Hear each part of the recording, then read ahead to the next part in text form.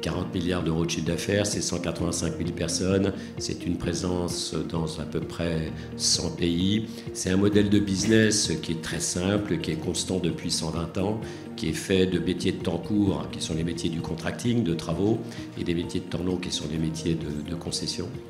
C'est la 8e, sans doute, je n'ai pas vérifié avant de venir, la 8e capitalisation en France. Et c'est surtout ça, moi, qui m'intéresse, un modèle d'organisation très original parce que très décentralisé. On vit à une période de l'humanité qui est formidable pour des gens comme nous parce que le monde n'a jamais autant construit. Ça, c'est sous l'effet, d'une part, du fait que la population mondiale se concentre dans les villes, avec tout ce que vous pouvez imaginer de bonheur pour des gens comme nous. Ensuite, c'est le fait que plus les gens sont dans les villes et plus il faut d'infrastructures de mobilité à l'intérieur des villes, mais également pour faire les liaisons entre les différentes villes.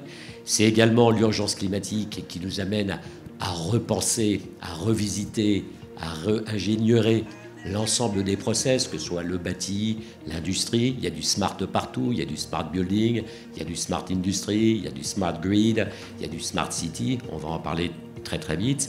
Et puis la vague digitale avec ce bonheur immense d'avoir des quantités de plus en plus impressionnantes de données, d'abord à créer, il faut la capter, ensuite à transporter, à stocker et ensuite à traiter. C'est successivement le cloud et le big data. Le premier, c'est que pour être durable, une ville doit être dense. C'est facilement compréhensible. La densité d'une ville, ça permet au cerveau de se connecter facilement et ça permet à l'ensemble bâti d'être le plus sobre possible sur le plan énergétique. Et ce qui nous intéresse, nous, c'est que la densité, pour l'instant, on est allé la chercher essentiellement sur la hauteur. Et on est en train de découvrir que cette densité, il faut aussi aller la chercher dans la profondeur. Il y a un exemple pas très loin d'ici, à Paris, un exemple qu'on est en train de réaliser, c'est la gare souterraine Éole sous le CNIT. Vous imaginez le CNIT, qui est une structure déjà assez sophistiquée, qui repose sur 3 points. Sous le CNIT, qui a déjà des parkings par-dessous, on est en train de construire une structure sur l'ensemble de la surface du CNIT, sur 5 étages à peu près, qui va être une gare souterraine. Et aujourd'hui, on est en train de démarrer les travaux. Le CNIT est quasiment en lévitation au-dessus d'une énorme cavité. La ville de demain, elle sera plus sobre en énergie. Ça passe par quelques idées simples. D'abord, on peut activer des objets qui étaient auparavant passifs. On a des partenariats avec notamment une boîte qui s'appelle Stone Partner, qui est une start-up, pour développer quelque chose qui marche déjà, qui sont des fenêtres productrices d'énergie, auto-occultantes ou opacifiantes.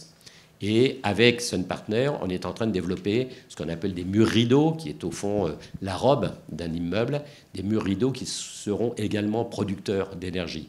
La troisième idée, c'est que pour que la ville soit agréable à vivre, il faut y faire rentrer la biodiversité. Je pense qu'on a la chance en France d'avoir de très grands maires. Ils ne sont pas tous très grands, mais on a beaucoup de très grands maires qui nous montrent une capacité, une intelligence de la ville qui est exceptionnelle. Gérard Collomb étant l'un d'entre eux, peut-être le meilleur d'entre eux.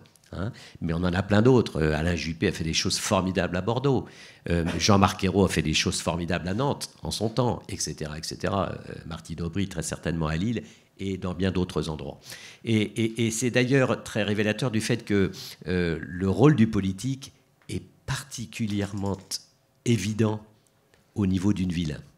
Parce que c'est suffisamment homogène, suffisamment petit pour que ça tienne à peu près dans la tête d'un individu, et que, en plus, dans une ville, normalement, vous avez de l'affecto societatis, c'est-à-dire que les habitants de la ville partagent un peu d'histoire commune, une culture commune, un amour commun pour leur ville, et donc on peut assez facilement, si on s'y prend bien, les embarquer pour faire des grandes transformations parce qu'ils sont proches et parce qu'ils ont un amour, un affecto societatis avec leur ville qui leur fait voir leur ville à peu près de la même manière. Les gens intelligents, ils ne sont pas au siège. Les gens intelligents, ils sont dans les business units. Les business units, elles sont organisées de façon horizontale. Le plus difficile, ce sont les changements culturels. D'abord, nous prenons les gens au berceau et on les amène à l'âge de la retraite. Donc on se connaît par cœur.